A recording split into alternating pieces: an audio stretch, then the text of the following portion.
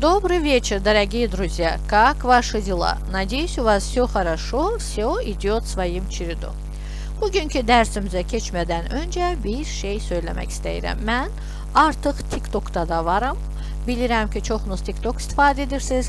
TikTokda mənim kanalımı tapıb Rus dili Natel ilə oraya abunə olsanız, məni çox sevindirmiş olarsınız və TikTokda günlük olaraq çox qısa saniyeler içinde, yani 30 saniye içinde size geçtiğimiz bütün mövzuları bir daha tekrarlamış, bir daha hatırlatmış olacağım ve bir daha həmçinin lüğətlər, yeni sözler ve yeni qaydalar, yani köhnə dərsləri bir daha hatırlatmış olacağım. Ona göre oraya abone olsanız məni çok sevindirersiniz ve günlük olarak baş verən günlük, yani paylaşımlardan xəbərdar olmuş olarsınız. Dediğim gibi Rus dili Natel ile diye belə bir kanal vardır orada TikTok'ta.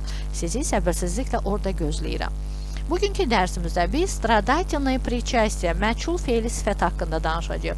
Bundan öncəki dərslərdə biz məlum fe'li sifət haqqında danışmışdıq. Bugün isə stradательное причастие, məchul fe'li sifət, yəni belə hərfi tərcümə etmək olar Azərbaycan dilinə. Məchul fe'li sifətimiz obyektin üzərində görülən hərəkəti bildirir. Yəni, amma kim tərəfindən görüldüyü məlum deyil. Sadəcə bir obyektin üzərində hərəkət görülür. Məchul fe'li sifətlər, yəni stradательное причастие Rus dilində daha çox переходный qlaqol, yəni təsirlik hal feillərindən yaranır. Təsirlik hal feilləri daha çox kimi və nəyi sualına cavab verən feillərdir və onlara Rus dilində переходный deyilir. Və həmin feillərimizdə də bizim stradательное причастие, yəni məchul fe'li sifətlərimiz yaranır. İlk öncə настоящее время, yəni indiki zamanına baxaq, bu feillərin, baxaq görə indiki zamanları necə olur. İndiki zaman feillərimiz bilirik ki, Rus dilində iki variant ayrılır. Birinci sprijение, первое sprijение, yəni birinci təsriflənmə feilləri, bir də второе sprijение, ikinci təsriflənmə feilləri. Birinci təsriflənmə feillərindən yaranan məchul fe'li sifətlərimizin sonuna m şəkilçisi artırılır və təbii ki, yenə də окончание рода, yəni cins şəkilçisi də əlavə olunur. Məsələn, забывать feili birinci təsriflənmə feilidir. Feilin kökündən T məkki znak şəkilçisini, yəni məstər hal şəkilçisini atırıq, yerinə M şəkilçisi qoyuruq və təbii ki, əgər muşskoy rodda istifadə ediriksə, I şəkilçisini əlavə edirik. Забываемый artıq unudulan deməkdir. То же самое, eyni sistemlə встречать, qarşılamaq, rast gəlmək. T məkki znaka atırıq, M şəkilçisi əlavə edib, muşskoy rodda qoyuruqsa, I şəkilçisi встречаемый, qarşılanan, qadın cinsində qoysaq, встречаемая, orta cinsdə qoysaq встречаемые, cəmdə qoysaq встречаемые deyə istifadə edəcək. Рисовать, feil indiki zamanda рисуем deyə M şəkilçisi əlavə edirik və I şəkilçisi ilə рисуемый, yəni çəkilən. Изучать feilimiz изучаемый, yəni öyrənilən. Məsələn, встреча, которую невозможно забывать. Yəni unudulması mümkün olmayan bir görüş. Bu birləşməni, bu kəlməni biz fe'li sifətlə söyləyə bilərik. Незабываемая встреча, unudulmayan görüş. Məsələn, cümlədə istifadə edə bilərik. В своей пьесе писатель подробно описал эту встречу, которую невозможно забывать.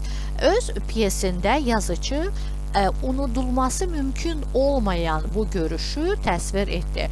Cümləmizi asanlaşdırmaq üçün bu cümlədə stradательное причастие, yəni məchul fe'li sifətdən istifadə edirik. В своей пьесе писатель подробно описал эту незабываемую встречу, yəni который ilə istifadə olunan cümlələr Rus dilində сложное предложение, mürəkkəb cümlə olaraq keçir. Biz mürəkkəb cümlədə fe'li sifət istifadə edərək bir növ cümləni asanlaşdırdıq, yəni sadələşdirdik. Писатель подробно описал, что встречу, какую встречу, эту незабываемую встречу, yəni bu unudulmayan görüşü. Или фактор, который часто встречается. Фактор, yəni amil, hansı ki tez-tez rast gəlinir. Часто встречаемый фактор deyə istifadə edə bilərik fe'li sifət kimi. Очень важен фактор единства. который часто встречается в природе. Təbiətdə tez-tez rast gəlinən birlik faktoru, yəni birlik amili çox vacibdir. Очень важен. Что важен? Nə vacibdir? Faktor единства, birlik amili. Какой? Hansı? Часто встречаемый в природе. Təbiətdə tez-tez rast gəlinən. Mənim sizə belə bir sözüm var. Yəni illa da siz bu məchul fe'li sifəti cümləndə istifadə edəcəksiniz və yaxud danışığınızda istifadə edəcəksiniz deyə belə bir qəlibə də sizi soxmaq istəmirəm. Yəni siz yenə də cümlələri которыйın köməyi ilə qura bilərsiniz. Əgər sizə который ilə qurulan cümlələr asan gəlirsə, onlarla qurun. Amma bəlli bir səviyyə çatdıqdan sonra, təbii ki, B səviyyəsini keçdikdən sonra cümlələrinizin daha gözəl, daha bəlağətli və yaxud daha parlaq olmasını istəyirsinizsə, o zaman bu fe'li sifətlərdən də istifadə edə bilərsiniz nitqinizdə. Portret которого рисует художник, yəni rəssamın çəkdiyi şəkil. Bu birləşməmizi fe'li sifət olaraq portret рисуемый художником, yəni rəssam tərəfindən çəkilən portret. Portret который рисует художник, был очень красивый. Yəni portret hansını ki rəssam çəkib çox gözəl idi. Cümlədə fe'li sifət istifadə edirik. Portret рисуемый художником был очень красивый. Yəni rəssam tərəfindən çəkilən şəkil çox gözəl idi. Предметы, которые изучаем, yəni fənlər hansıları ki öyrənirik. Bunu fe'li sifət olaraq stradательный причастие ilə изучаемые предметы, yəni öyrənilən fənlər. Есть несколько важных предметов, которые изучаем в университете. Yəni bəzi vacib fənlər var ki, onları biz universitetdə öyrənirik. Bu cümləmizi sadələşdirmək üçün biz burada stradательное причастие fe'li sifətdən istifadə edirik. В университете у нас имеются несколько важных изучаемых предметов. Universitetdə bizim bir neçə dənə vacib öyrənilən fənlərimiz və yaxud dərslərimiz vardır. Gördüyümüz kimi stradательное причастие, yəni fe'li sifətimiz, məchul fe'li sifət belə deyilək, əşyanın üzərində görülən hərəkəti bildirir və burada istifadə olunan daha çox hərəkətin kim tərəfindən məlum olmadığı, yəni kim tərəfindən görüldüyü o qədər də məlum deyil və yaxud da buna rus dilində passiv cümlələr deyilir, hansında ki daha çox tvarительный падежin, yəni yerlik halın isimləri istifadə oluna bilər. Məsələn, bayaq qurduğumuz portret рисуемый художником, yəni rəssam tərəfindən çəkilən portret. Belə cümlələr rus dilində passiv cümlələr adlanır. Çünki konkret olaraq mübtədanın olmadığı cümlələr sayılır.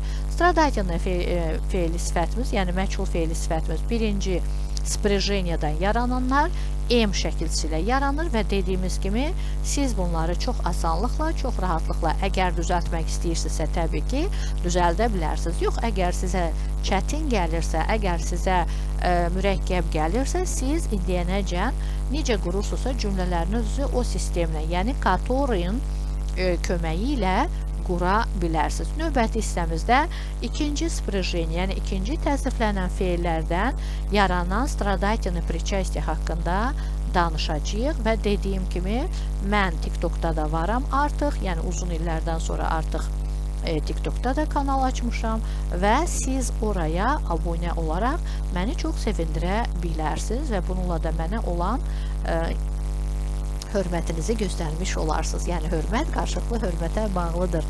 Biz bir Azərbaycanlı olaraq, mənim sizə hörmət olaraq paylaşdığım dərsləri siz hörmət olaraq mənə abunə olaraq TikTokdan da əldə edə bilərsiniz.